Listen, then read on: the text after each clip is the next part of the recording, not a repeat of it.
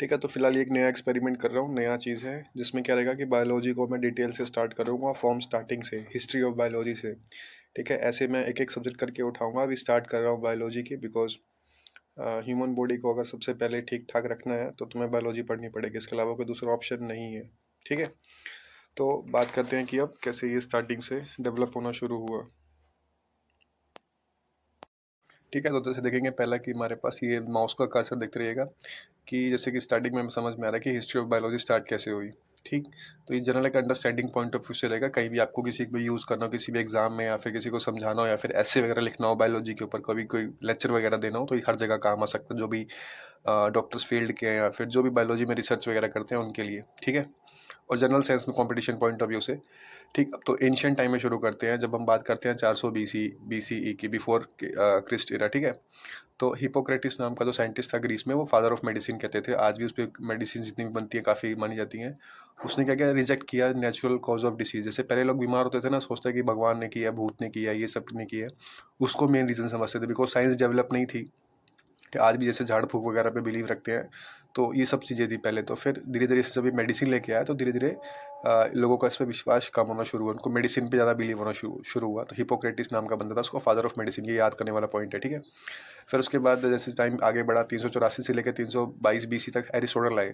इन्होंने first systematic biology अपनी मतलब बताना शुरू किया इसके बारे में कि कैसे पूरा काम करता है ये बायोलॉजी, और क्लासीफाई किया 500 एनिमल्स, उनके नेचुरल, उनके लाइफ के बारे में कि ये अलग अलग उन्होंने मतलब एनिमल्स के बारे में पता किया, और इसके बारे में बताया कि हाँ चीज़ें कैसे काम करती हैं ये पूरी प्रोसेस में, और थोड़ा सा डिटेल इन्होंने रिसर्च किया। फिर आए हमारे 300 थियोफ्रास्टस साहब, जिनको फादर ऑफ अपना बोटनी भी कहा जाता है, प्लांट्स के बारे में जो रिसर्च करते हैं। फादर ऑफ बोटनी मतलब जो भी प्लांट्स के बारे में स्टडी होती है वो बोटनी बोलते हैं उसको। ठीक, तो ये इन्होंने प्लांट क्लासिफिकेशन बनाया अपना, जो भी अलग अलग किंगडम्स होते हैं उसके बेसिस पे इन्होंने जो भी स्पीसीज होती है, वैरायटी होती है, सब डिवीजन ला के थोड़ा सा और डिटेल से इसमें काम किया प्लांट के ऊपर। तो फिर जैसे फर्स्ट और सेकंड सेंचुरी में हम आते हैं, तो गैलन नाम का रोम का बंदा आता है, जो ये डाइसेक्ट करता है, ये ऑपरेशंस वगैरह करना शुरू करता है एनिमल्स के ऊपर। उसके बाद एनाटॉमी वगैरह देखता है कि हाँ ये लंग्स है, ये किडनी है, ये इसमें यहाँ पे गुर्दा है, यहाँ पे लीवर है, ये सब चीज़ें हैं, तो ये सब पता करना शुरू कर देता है लास्ट एरर्स के बाद।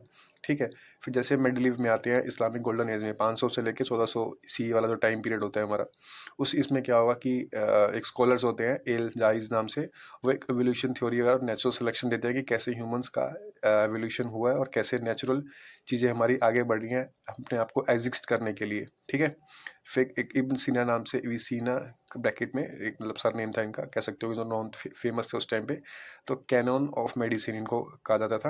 इन्होंने डिटेल फार्मा के बारे में और एनाटॉमी की, कैसे मतलब जो मेडिकल ड्रग डेवलप हुआ है इस समय, ठीक है, मेडिसिन एलोपैथी, उसके बारे में उन्होंने काम करना शुरू किया। फिर धीरे धीरे आगे बढ़ा।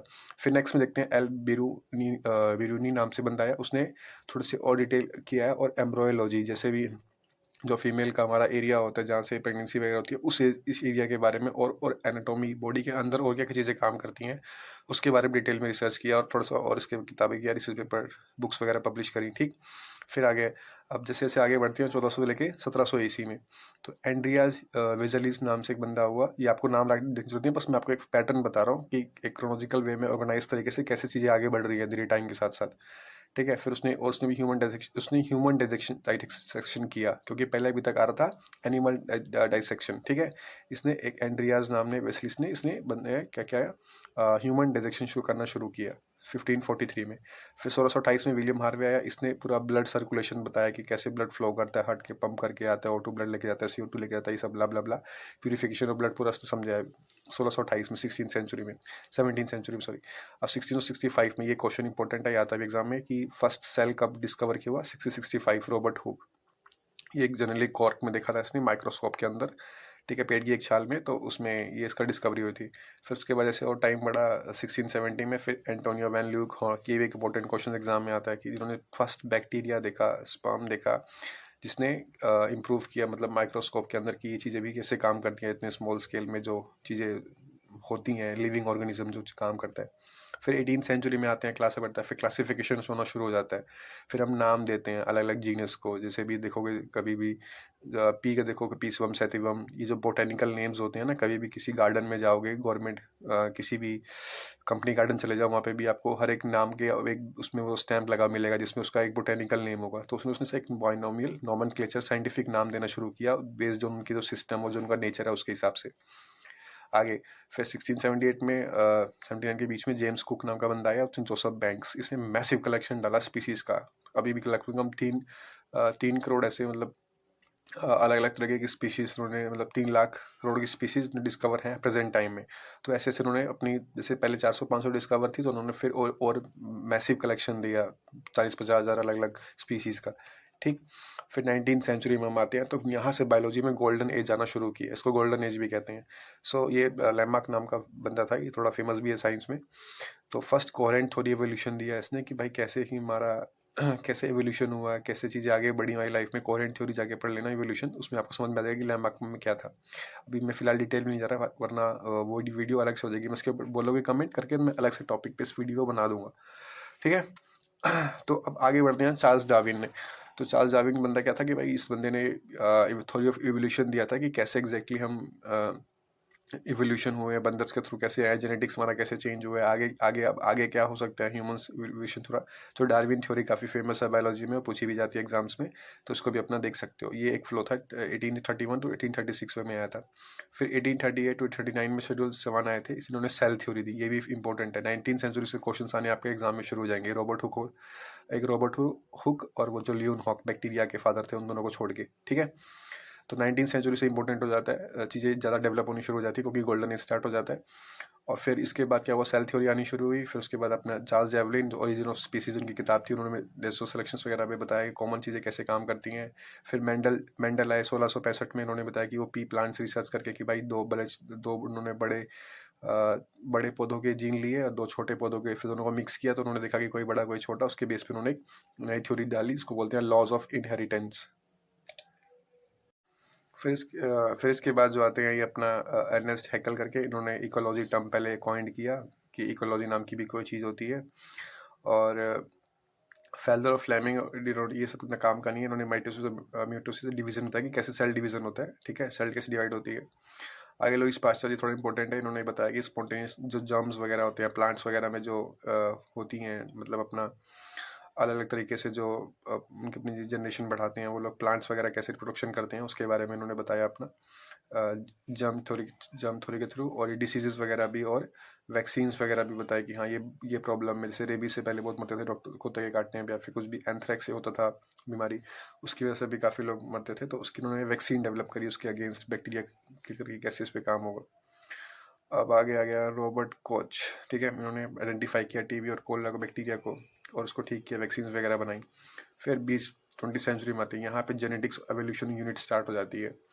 सो जीन एडिटिंग एक कॉन्सेप्ट है बायोलॉजी में, बहुत फेमस है, इसमें अभी तक का सबसे मतलब ट्रेंडिंग है बहुत, ठीक है। इसमें क्या है कि कोई भी 2 एनिमल्स के अलग अलग जीन को मिक्स करके आप एक नया एनिमल बना सकते हो जो दोनों के करेक्टर को फॉलो करेगा, ठीक।